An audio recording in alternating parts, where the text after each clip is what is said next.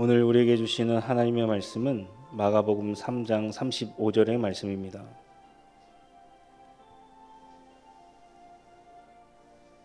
제가 봉독하겠습니다. 누구든지 하나님의 뜻대로 행하는 자가 내 형제요 내 자매요 어머니이니라. 아멘. 우리 평화의 인사 나누도록 하겠습니다. 주님의 평화를 빕니다. 오늘 말씀은 육의 가족과 영의 가족이 무엇인지 나누고자 합니다. 엄밀하게 말하자면 우리는 가족이 아니지요. 가족은 가족관계 증명서를 떼게 되면 그 안에 이름이 들어가 있어야 가족입니다. 뿐만 아니라 집가자를 썼으니 함께 집에 살아야 가족이 될 수가 있다라는 겁니다. 그런데 식구는 될 수가 있습니다. 입구자를 썼으니까 같이 밥을 먹는 사람들을 식구라고 그렇게 이야기를 합니다. 만약 우리가 하나님의 말씀을 같이 먹고 예수 그리스도의 몸된 피와 살을 같이 먹는 존재다라고 한다면 우리는 식구라고 볼 수가 있습니다. 다시 말하면 예수님 한 분만으로 한 분 때문에 우리는 식구가 될 수가 있다라는 겁니다. 먼저 우리는 영적인 가족을 알기 위해서 육적인 가족 공동체가 어떤 기능을 하는지 먼저 알아볼 필요가 있습니다. 하나님께서 아담과 하와를 만드시고 그들에게 에덴 동산을 주시는 은혜가 있게 되었습니다. 그런데 그들은 충분히 그것을 누릴 수가 있음에도 불구하고 선악과를 먹음으로 말미암아 실낙원하게 되었습니다. 아담과 하와가 선악과를 먹은 다음에 하나님께서 뱀에게 하시는 말씀이 창세기 3장 15절 말씀에 기록되어 있습니다. 제가 읽어드리겠습니다. 내가 너로 여자와 원수가 되게 하고 내 후손도 여자의 후손과 원수가 되게 하리니 여자의 후손은 내 머리를 상하게 할 것이요 너는 그의 발꿈치를 상하게 할 것이니라 하시고, 여기서 뱀은 사단이라고 우리가 생각할 수가 있습니다. 그러니까 무슨 말입니까? 여자와 그리고 여자의 후손과 이 사단이 원수가 되어지게 되는데 특별히 여자의 후손은 뱀의 머리를 상하게 할 것이다 라고 기록하고 있다라는 겁니다. 여기서 중요한 것은 후손입니다. 여러분들이 이 말을 들은 아담과 하와라고 한번 생각해 보십시오. 실낙원했습니다. 그러면 제일 먼저 무엇을 할 수가 있을까요? 후손을 낳아야 사단의 머리를 공격을 할 수가 있다라는 겁니다. 창세기 4장 1절 말씀입니다. 아담이 그의 아내와 동침하매 하와가 임신하여 가인을 낳고 이르되 내가 여호와로 말미암아 득남하였다 하니라. 아담과 하와가 실낙원한 다음에 제일 먼저 했던 행동은 가인을 낳는 것이었다라는 겁니다. 왜 그들은 자식을 먼저 낳게 되었을까요? 처음에 제가 읽어드린 말씀처럼 사단을 물리치고 에덴 동산으로 돌아가고자 했다라는 것입니다. 그런데 그들이 다시 돌아갔습니까? 아니었다라는 것이죠. 아담과 하와가 에덴 동산에서 누릴 수 있었던 또 다른 나무가 있었습니다. 그것은 바로 생명실과의 나무입니다. 다시 말해서 그들은 영원한 생명을 누릴 수가 있었는데 얻지 못했다라는 겁니다. 그 대신 사람이 할 수 있는 영생의 방법이 또 무엇이었습니까? 자식을 낳는 것이었다는 겁니다. 구약 성경에서 자식을 낳는다는 것은 그냥 우리가 생각하는 것처럼 일반적으로 자식을 낳고 못 낳고의 기능이 아니었다라는 겁니다. 거기에는 아담과 하와가 누리지 못한 영원한 생명, 즉 인간이 할 수 있는 영생의 방법을 그 안에 담아 놓았다라는 것이죠. 지금 자식을 낳는 것과 영원한 생명이 무슨 관계 있느냐라고 생각하실 수 있지만 예를 한번 들어볼까요? 제가 7개월 된 딸 아이가 있습니다. 저를 닮았어요. 친정에서는 처가에서는 가끔 우리 아이를 부를 때 형우야 그렇게 부르기도 합니다. 아직 성격은 엄마를 닮았는지 저를 닮았는지 잘 모르겠습니다. 커봐야 알겠습니다. 부모는 자식이라는 것은요 그렇게 또 다른 내가 죽어도 이 땅 가운데 살아가야 될 존재입니다. 그러면 어떻게 됩니까? 자식이 또 다른 자식을 낳게 되면 그 시간이 무한대로 흐른다는 것이죠. 그러니까 우리가 자식들에게 내 유산을 물려주는 것 아니겠습니까? 모든 것을 투자합니다. 그러니까요, 인간이 누릴 수 있는 영생의 방법이 바로 자식을 낳는 것이다라는 겁니다. 여러분들이 잘 아시는 부자 청년에 대한 이야기가 마가복음 10장에 기록되어 있습니다. 마가복음 10장 17절 말씀입니다. 예수께서 길에 나가실 때 한 사람이 달려와 꿇어 앉아 묻자오되 선한 선생님이여 내가 무엇을 하여야 영생을 얻으리이까? 여기서 어드리까라는 단어가 독일어로는 에어벤이고요. 영어로는 인헤르트라는 단어인데요. 상속할 수 있습니까? 라는 단어로 번역될 수가 있다는 겁니다. 그러니까 이 부자 청년, 젊은 청년에게 있어서 영생은 무엇입니까? 부모에게서 내가 물려받을 수 있는 거, 어떻게 내가 물려받을 수가 있겠습니까? 라는 것이죠. 우리가 자식에게 돈을 물려줍니다. 유산을 해줘요. 그것처럼 똑같이 영생도 바라보게 되었다라는 겁니다. 이것이 유대인들만의 영생입니다. 자식을 낳아 영생이 이르게 되고요. 그 자식에게 물질을 유산하는 것, 다분히 육적인 공동체의 생각입니다. 그렇게 여러분들은 자녀들에게 하실 수 있습니다. 그런데 여기서만 끝나면 안 된다라는 것이죠. 그렇다면 영적인 공동체는 무엇입니까? 마가복음 3장 21절을 보게 되면요. 친척들이 예수님의 소문을 듣고 와서 마음속으로 생각하는 것이 있습니다. 예수 미쳤다라는 것이죠. 예수, 내가 알던 예수가 아니다라는 겁니다. 자, 듣고 무엇이라 말씀하고 있습니까? 미쳤으니 붙잡아야 되겠다. 이 붙잡다라는 단어는 감옥에 넣어야 되겠다. 도저히 말을 듣지 않는다라는 것이죠. 그런데 그 소식의 근원지가 바리새인이었다라는 겁니다. 그가 귀신의 왕이며 바알세불에 집혔다라는 것이죠. 이 바알세불은요, 구약 성경에서 이 파리의 신, 치료의 신을 의미한다라는 겁니다. 예수님께서는 맥락적으로 손 마른 사람의 그 병자를 치유해 주셨고요. 또 뿐만 아니라 중풍병자의 병을 치유해 주셨습니다.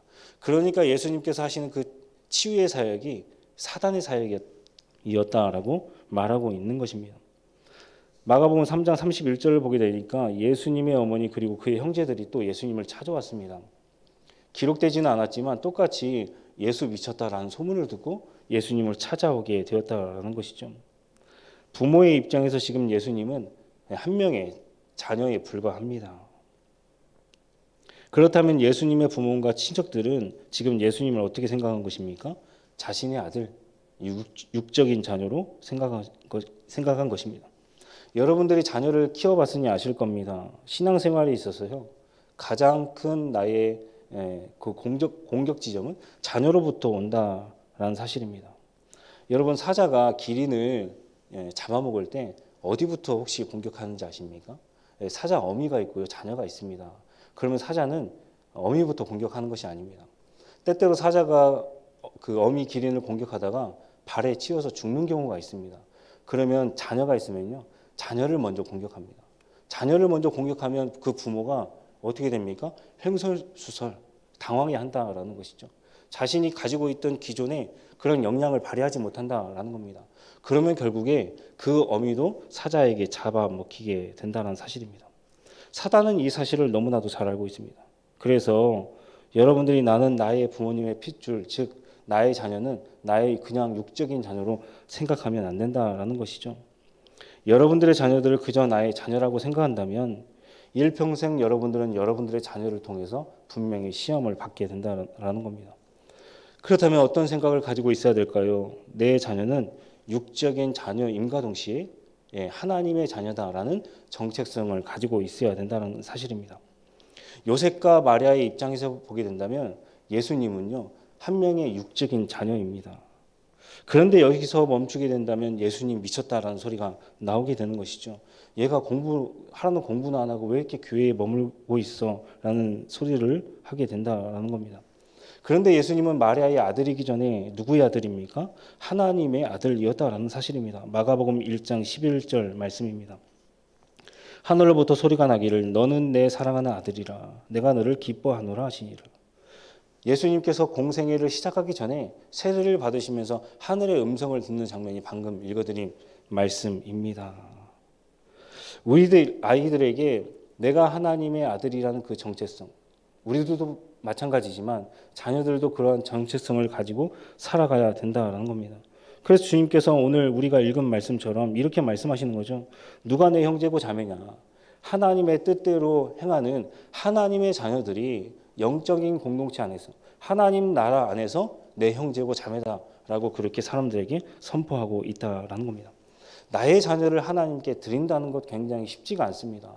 창세기 22장을 보게 되면 아브라함이 아들 그 독자 이삭을 하나님께 드리는 장면이 나와 있습니다. 물론 시험이었습니다. 아브라함은 자녀, 내 소중한 그 자녀를 하나님께 들음으로 말미암아 그 시험을 통과했지요. 그런데 그의 아내 사라는 어떻습니까? 창세기 23장을 보게 되면요, 사라가 죽어요. 왜 성경은 그렇게 기록해 놨겠습니까? 아브라함은 그 시험에 통과했지만 사라는 그 시험에 통과하지를 못했습니다. 내가 어떻게 얻은 자식인데 그 화병으로 말미암아 죽게 되었다라는 것이죠. 내가 내 자녀를 하나님께 드린다는 거 참 쉽지가 않습니다. 그런데 여러분들 스스로가 나의 자녀를 하나님의 자녀로, 하나님께 주신 선물로 하나님께 드리지 못한다라고 한다면 평생 사단이 그것을 통하여 여러분들을 시험하고 넘어뜨리려고 한다라는 사실입니다. 저도 자녀를 키우고 있지만요, 모든 것이 자녀에게 초점이 맞춰져 있습니다. 자녀가 못 가는 곳이면 저도 가지는 않습니다. 자녀가 원하면요, 부모는 다 들어줄 수밖에 없습니다. 그거를 사단도 알고 있어요. 하나님도 너무나 잘 알고 있기에 창세기 22장에 그렇게 너의 자녀를 나에게 줘라, 바쳐라 라고 명령하게 되었다는 사실입니다. 여러분 욥기 잘 아실 겁니다. 사단의 시험으로 말미암아 재산도 잃고요, 자녀도 잃게 되었습니다. 그게 1장에 기록되어 있습니다. 그런데 욥은요, 잘한 것이요, 사단에게 내어준 것이 아니다라는 겁니다. 빼앗기게 되었습니다. 빼앗긴 사람에게는 하나님께 주시는 축복이 있는데요, 욥기 말미에 보게 되면 그 갑절로 그가 복을 받게 되었습니다. 빼앗긴 사람에게만 주시는 겁니다. 내가 내 자녀들을 스스로 세상 속에 살아가는 삶이 팍팍하다 해서 그것을 내어주게 되면 어떻습니까? 그 가정이 무너지게 된다는 거예요. 신앙생활의 가장 최소 단위는 가정입니다. 가정이 무너지면 교회가 없습니다.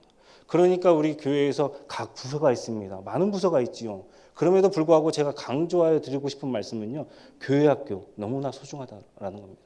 청년부 너무나도 소중합니다. 그 아이들이 한 번의 수련회를 통하여 다시금 하나님께 돌아올 수가 있고요, 그 자녀들에게 그것으로 말미암아 영적인 성숙을 이룰 수가 있다라는 겁니다. 여러분들 주변 환경에 은폐할 수 있는 동물이 하나 있습니다. 카멜레온이지요. 우리가 그것을 보고 변화를 잘한다라고 이야기를 잘한다라는 것입니다. 이것은 일반적으로 포식자에 의해서 자신을 감추고 보호하는 기능을 가지고 있다라는 것이죠. 그런데 이것은 변화가 아니다라는 것이죠. 나 자신의 정체성을 잊어버리고요, 그 환경에 적응해 나가는 것은 그것은 변화가 아닙니다. 변질이죠. 우리가 하나님의 정체성으로 가져야 될 것은 오늘 누누이 말씀드린 것과 같이 내가 하나님의 자녀다라는 그 확고한 정체성을 가지고 내가 하나님의 영적인 자녀다라는 그런 생각을 가지고 살아가야 된다라는 것입니다. 이것이 육적 공동체 안에서 영적 공동체를 이룰 수 있는 첫 번째 조건입니다. 시작점이다라는 것이죠. 완성이 아닙니다. 말씀을 맺습니다. 오늘 육적인 가족과 영적인 가족에 대해서 나눴습니다. 나의 자녀를 하나님의 자녀로 드린다는 거 너무나도 쉽지 않습니다. 그런데요, 모든 시험이 여러분들을 통해서 오는 것이 아닙니다. 여러분들은 지금까지 굉장히 신앙생활을 잘하셨습니다. 아주 제가 정말 칭찬할 만합니다. 저도 배워야 되지요. 그런데 우리 자녀들은 어떻습니까? 그렇게 하지 못한다라는 겁니다. 그런데 다시 한번 말씀드리지만 여러분들의 각종 시험은요, 여러분들의 자녀를 통해서 반드시 오게 된다라는 사실입니다. 우리는 넓은 시야로 앞을 내다보는 그러한 영적인 눈을 가지고 있어야 됩니다. 현미경으로요, 앞을 조그맣게 보는 사람들은요, 숲을 보지 못한다라는 것이죠. 자녀들의 삶이 팍팍하다 하여서 내어준 사람들이 되게 된다라고 한다면요, 그것에 맞추다 보면 여러분들에게 언젠가는 그것이 바로 부메랑으로 돌아오게 된다는 사실입니다. 지금부터라도 여러분들의 자녀를 하나님의 선물로 생각하시고 하나님께 드리시기를 바랍니다. 아브라함이 아들 이삭과 모리아 산으로 함께 향한 것처럼 하나님께 나아가시는 저와 여러분이 되기를 주님의 이름으로 간절히 소망합니다. 기도하겠습니다. 이스라엘 백성들을 출애굽하셔서 광야로 이끄신 아버지 하나님, 만나와 메추라기로 하루의 일용할 양식을 거두어 드리게 하시고 그 양식을 가족과 나누게 하여 주셨습니다. 신앙생활의 최소 단위인 가정이 육적인 가정이 아니라 영적인 가정이 되게 하시고 특별히 자녀들을 하나님의 자녀로 의탁하며 나아가는 믿음의 선진들 되도록 인도하여 주옵소서. 그리하여서 하나님께서 복 주시는 가정, 아브라함처럼 복의 근원이 되게 하시고 이삭에게 주셨던 그랄 땅에 100배의 결실을 맺는 가정 되도록 인도하여 주옵소서. 감사드리며 예수님의 이름으로 기도합니다.